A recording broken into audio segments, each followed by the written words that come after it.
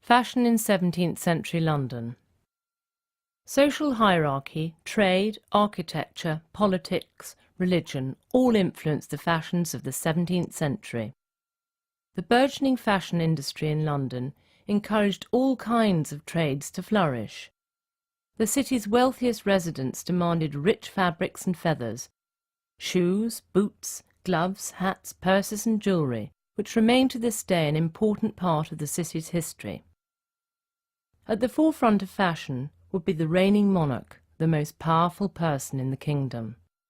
His attire would reflect his wealth and power, not only to his immediate courtiers, but also to the rest of the world. At this time, Europe was in a constant state of flux, its rulers globetrotting in search of further riches and vying over territories. Appearing to be omnipotent was vital, even if, beneath the golden carapace of kingship, he was just a human being.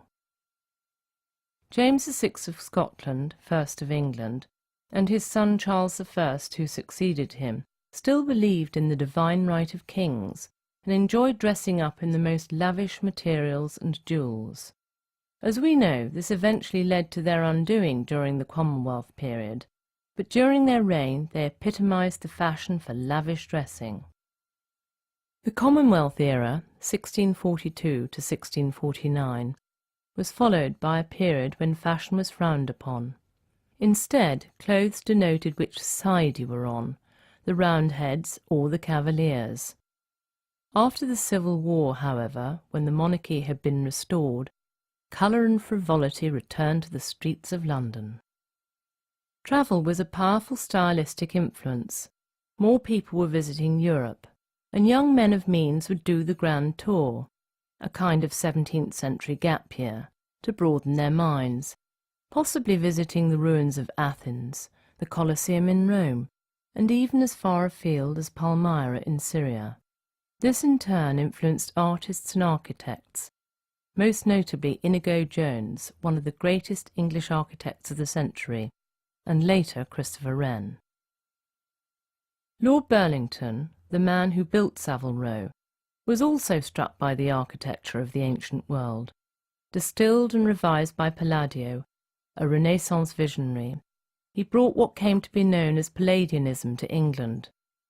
His Chiswick villa, influenced by the work of Palladio, was the start of a deluge of classical building all over the country, which in turn influenced the way people socialised, ate and dressed. Politics played a part in the way Londoners went about their daily lives too. The sumptuary laws of earlier times were less punitive, but even so it was a punishable offence to wear royal purple, unless you were a royal or senior member of the clergy. Unlike the anything-goes attitude of today, 17th century fashions were much more fixed. It took a relatively long time for outer influences to reach our shores, and only the wealthy could afford to dress in the latest garb. Thus it was that new styles only really emerged from the upper echelons of society.